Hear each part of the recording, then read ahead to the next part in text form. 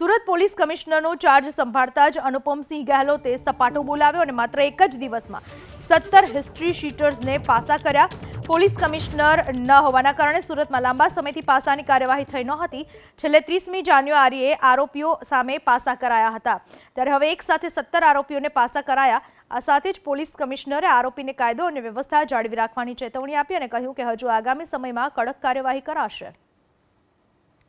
છેલ્લા અમુક સમયમાં જેટલા બી ગુનેગારો હતા જો બુટલેગિંગ સાથે સંકળાયેલા હતા, મારામારીના બનાવોમાં સંકળાયેલા હતા, પ્રોपर्टी ऑफेंसेसમાં સંકળાયેલા હતા અને સાથોસાથ જાતિ સતામણી જैसे પોસ્કો એક્ટ વગેરેમાં આ પ્રકારના ગુનાઓમાં આ લોકો સામેલ હતા।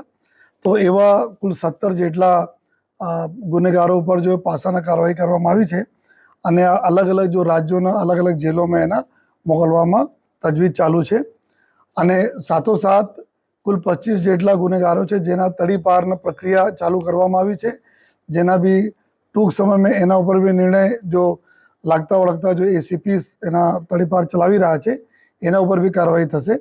અને આવનાર સમયમાં જો અમારી લિસ્ટ અમે લોકો એક તૈયાર કરી છે કે જેટલા બી ગુનેગારો છે, જેટલા લોકો જો એ શહેરના શાંતિ અને વ્યવસ્થાના ખોરવે છે, જેટલા જો જાહેરમાં ગુનાઓ કરતા રહે છે, જો આ તમામ લોકો ઉપર જો પોલીસનો વાચ છે અને તમામ લોકો પર જો આવનાર દિવસોમાં સખત કાર્યવાહી અમે લોકો કરીશું।